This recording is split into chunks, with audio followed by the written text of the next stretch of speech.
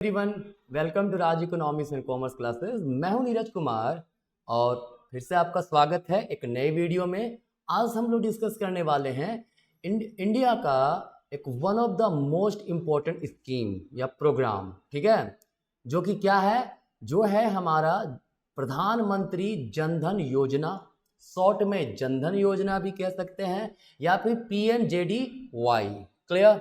किसी भी प्रकार के कॉम्पिटिटिव एग्जाम का अगर आप प्रिपरेशन कर रहे हैं तो ये स्कीम बहुत ही इंपॉर्टेंट आप लोगों के लिए है। इसकी जानकारी आप सबको होनी चाहिए, ठीक है। तो चलिए देर ना करते हुए हम लोग पहले इसके बारे में समझेंगे आज, है ना। आप UPSC, JPSC, BPSC, NTA, UGC net या CUT पढ़ रहे हैं, ठीक है, और इंडियन इकोनॉमी आपका सिलेबस है, तो आपका ये सेक्शन इंपॉर्टेंट है। क्लियर है? तो चलिए ज़्यादा डिस्कस ना करते हुए हम लोग आगे बढ़ते हैं। कहता है, इंट्रोडक्शन की बात करें तो प्रधानमंत्री जनधन योजना जो है is a national mission for financial inclusion. ठीक है, ध्यान रखिएगा, ये कौन सा मिशन है? ये नेशनल मिशन है फॉर फिनेंशियल इंक्लूजन। मतलब देश के हर एक सेक्शन के लोगों को फिनेंशियली इंक्लूड करना, एकजुट करना, वो क्या कहलाता है? Financial inclusion. क्लियर है? इसमें क्या किया गया? To ensure affordability in access to, इसमें क्या किया गया? जो सेक्शन, जो पुअर सेक्शन है, ठीक है, जो अभी भी छूटे हुए हैं, रूरल एरियाज के लोग, जो बैंकिंग सेक्टर से जुड़े नहीं हैं, ठीक है, उन लोगों को कनेक्ट करना इसका मेन मोटिव था। ठीक है अभी भी रीजन में, अभी भी जनधन योजना चल ही रहा है, right. Banking, saving and deposit account, remittance, credit, insurance, pension, ठीक है, इन सब चीज, ये सब सर्विसेज से जोड़ने के लिए ये जनधन योजना लाया गया। क्लियर है? इसमें क्या किया जाता है, जो रूरल एरियाज के लोग हैं, है ना, उन लोगों को कहा गया कि भाई आपको जीरो बैलेंस पे अकाउंट ओपन करवाया जाएगा, सेविंग अकाउंट, है ना, जिसमें क्या था कि इंडिया चूंकि देखिए डिजिटल की ओर अगर बढ़ रहे हैं, ठीक है, तो सबके पास बैंकिंग तो होना चाहिए ना, बैंक अकाउंट होना चाहिए, ठीक है, बैंकिंग सर्विसेज होना चाहिए उनके पास, ठीक है। तो ये पहले नहीं था, लेकिन जब प्रधानमंत्री 15 अगस्त 2014 को लाल किला से जब संबोधित कर रहे थे, 15 अगस्त, राइट, तो उस समय जनधन योजना के बारे में इन्होंने बताया, ठीक है। और जनधन योजना ऑफिशियली लॉन्च 28 अगस्त से लागू हो गया। इसके तहत मैंने एक्सपीरियंस किया है कि हर एक बैंकिंग सेक्टर अपनी तरफ से अवेयरनेस फैला रहा था। हर लोग, जो गरीब तबके के लोग थे जिनके पास अकाउंट नहीं था, उन लोगों को प्रेरित कर रहा था कि आइए भाई और अकाउंट खुलवाइए, ठीक है। याद रखिएगा, प्रधानमंत्री जनधन योजना was launched by Narendra Modi on 28 August 2014। Clear? क्या किया गया इसमें? देखिए, प्रधानमंत्री जनधन योजना जो था, ठीक है, ये इसमें क्या था? पहले था फिनेंशियल एक्सक्लूजन। पहले फिनेंशियल एक्सक्लूजन था, जैसे सरकार को किसी प्रकार का बेनिफिट पहुंचाना है लोगों के पास, ठीक है, तो वो डिपार्टमेंट वाइज डिपार्टमेंट पैसा आता था, वहां से आते आते लोगों के पास सही से बेनिफिट नहीं मिल पा रहा था, ठीक है। लेकिन जब प्रधानमंत्री जनधन योजना के तहत जब हर किसी को बैंक अकाउंट सबके पास मुहैया कराया जाने लगा, ठीक है, तो इससे क्या हुआ? इससे जो गरीब तबके के लोग थे, इससे क्या हुआ, जिन लोगों के पास अब अकाउंट आ गया, ठीक है, उन लोगों को डायरेक्ट बेनिफिट मिल रहा था, बीच में जो मीडिएटर्स थे वो घटने लगे। इसमें क्या क्या, इसके क्या की फीचर्स थे, तो सुन लीजिए। PMJDY accounts with zero balance, जो प्रधानमंत्री जनधन योजना के तहत जो अकाउंट ओपन हो रहा था उसमें जीरो बैलेंस पे अकाउंट ओपन हो रहा था। एक्सीडेंट इंश्योरेंस कवर दे रहा था, लाइफ इंश्योरेंस कवर दे दिया जा रहा था, ठीक है। बेनिफिशरीज ऑफ गवर्नमेंट स्कीम जो है विल डायरेक्ट बेनिफिट ट्रांसफर, इसमें इंक्लूड किया गया क्या? DBT। DBT का मतलब क्या होता है? DBT direct benefit transfer, right.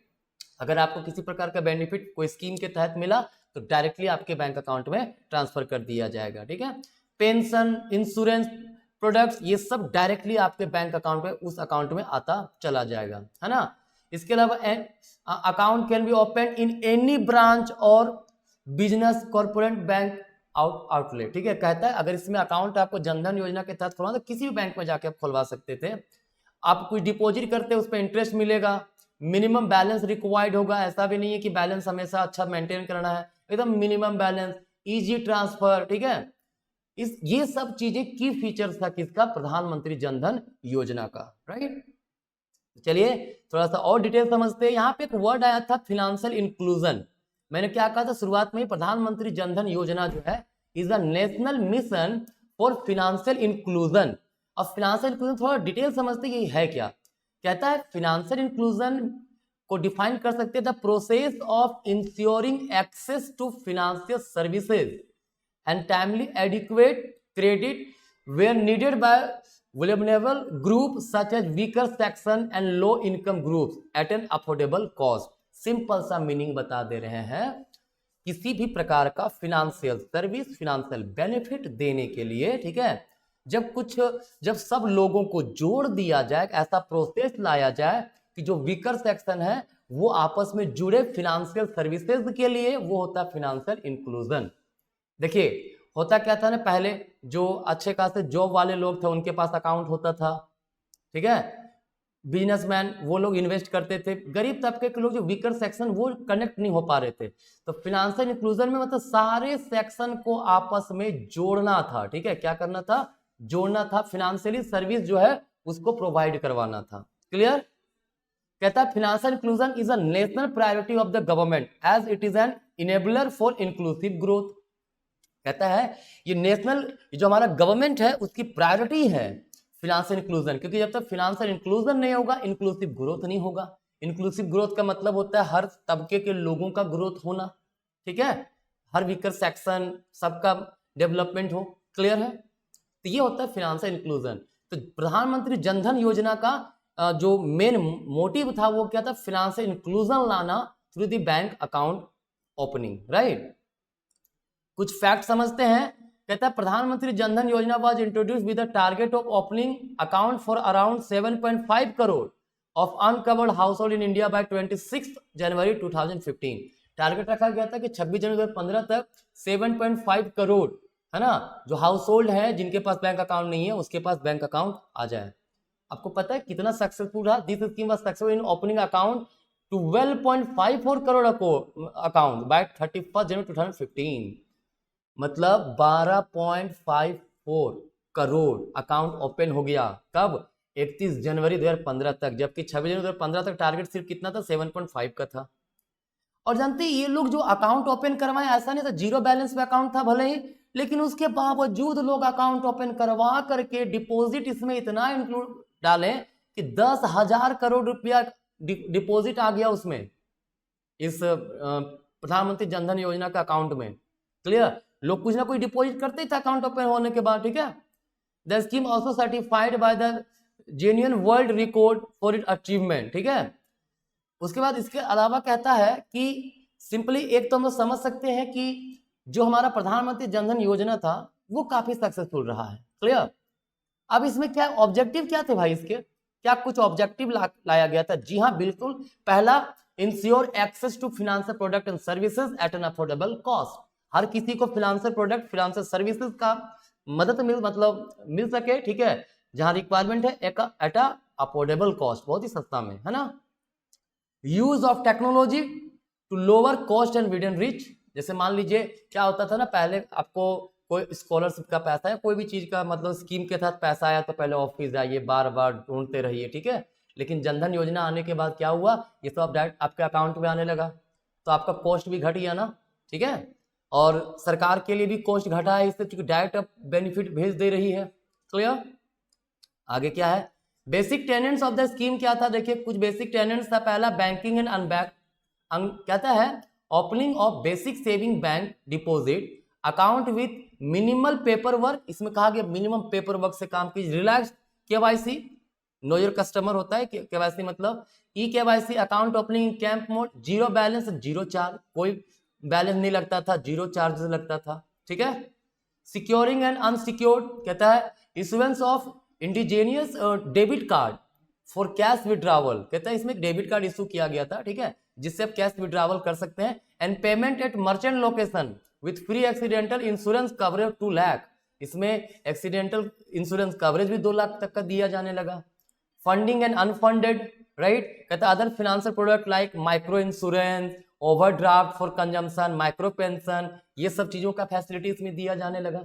Clear. तो ये बेसिक टेनेंट है इस स्कीम के, है ना। अब है 6 पिलर ऑफ द स्कीम। ये जो हमारा प्रधानमंत्री जनधन योजना है 6 पिलर पे बेस्ड है। क्या है? Universal access to banking services, मतलब हर किसी तक बैंकिंग सर्विसेज पहुंचाना। Basic saving bank account with an overdraft facility of 10,000 to every eligible adult. अगर कोई एडल्ट एलिजिबल है ना, मतलब अगर वो अच्छा ट्रांजेक्शन कर रहा है, उसका क्रेडिट रेट अच्छा है, ठीक है, तो वो क्या कर सकता है, 10,000 रुपीज तक का ओवरड्राफ्ट अवेल कर सकता। ठीक है। फिर है फिनेंशियल लिटरेसी प्रोग्राम। कहता है promoting saving, use of ATM, getting ready for credit, availing insurance and pension and using basic mobile phone for banking. ठीक है। मतलब क्या हुआ, इसके तहत एक था कि लोगों को फिनेंशियली लिटरेट करना है। ठीक है। लोगों को बैंकिंग, मोबाइल बैंकिंग सिखाना है, लोगों को ज्यादा से ज्यादा बैंकिंग सेक्टर से कनेक्ट करना है, फिनेंशियल सेक्टर से कनेक्ट करना है। चौथा पिलर था creation of credit guarantee fund to provide bank some guarantee against defaulter. ठीक है। इसके अलावा है इंश्योरेंस। इंश्योरेंस बता ही दिया मैंने। Accident cover up to 1 lakh and life cover of 30,000 on account open between 15 August to 31 January 2015। क्लियर। अगर 15 अगस्त से लेकर के 31 जनवरी 2015 तक अगर अकाउंट ओपन हुआ है, ठीक है, तो एक्सीडेंट कवर 1 लाख तक का था, लाइफ कवर जो था वो 30,000 तक का था।